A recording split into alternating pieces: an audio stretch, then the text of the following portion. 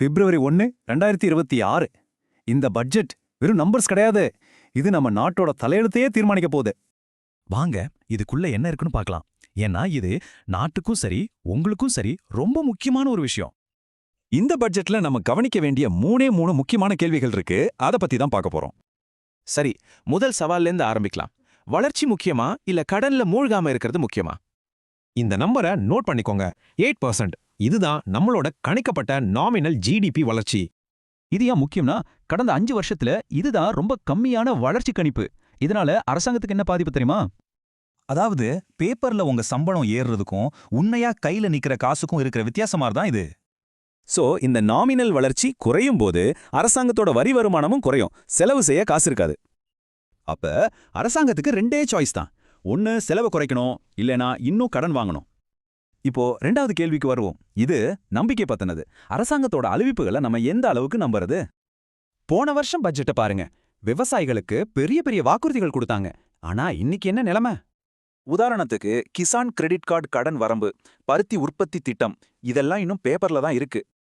So இது ஒரு pattern மாதிரி ஆயிடுச்சு. பிரம்மாண்ட அறிவிப்பு வரும், நியூஸ்ல வரும், அப்புறம் அப்படியே அமைதிதான். ஏன் இப்படி? ஏன்னா பட்ஜெட் ஸ்பீச்ங்கிறது அரசாங்கத்தோட ஆசை தான். செஞ்சே ஆகணும்னு எந்த உத்தரவாதமும் இல்ல. சரி, இப்போ நம்மளோட 3வது ரொம்பவே பர்சனலான கேள்விக்கு வருவோம். அதாவது வரி கட்டுறவங்களோட நிலைமை. போன வருஷம் மிடில் கிளாஸுக்கு ஒரு நல்ல விஷயம் நடந்துச்சு. 12 லட்சம் வரைக்கும் வருமான வரி இல்லைன்னு சொன்னாங்க. ஆனா இப்போ டாக்ஸ் பேயர்ஸ் மனசுல 2 விஷயம் ஓடுது. ஒரு பக்கம் நம்பிக்கை, இன்னொரு பக்கம் மறைமுக வரி பயம். இந்த பிரச்சனைக்கு ஆணிவேர் என்னன்னா, நம்ம நாட்டுல வெறும் 3% ஜனங்க தான் இன்கம் டாக்ஸ் கட்டுறாங்க. அதனால அரசாங்கம் ஒவ்வொரு தடவையும் வருமானத்துக்காக சம்பளம் வாங்குற இந்த சின்ன குரூப்பை தான் பிடிக்க வேண்டியிருக்கு. நம்ம நாட்டு பிரச்சனை ஒரு பக்கம் இருக்க, உலக அளவிலும் நிலைமை சரியில்லை. அங்கேயும் ஏகப்பட்ட பதற்றம். அமெரிக்க தேர்தல், வர்த்தக போர், சீனாவோட அழுத்தம்னு உலக அரசியல் நம்ம பொருளாதாரத்தை நேரடியா பாதிக்குது. இதனால நிதி அமைச்சர் ரொம்பவே ஒரு சிக்கலான நிலைமையில இருக்காங்க.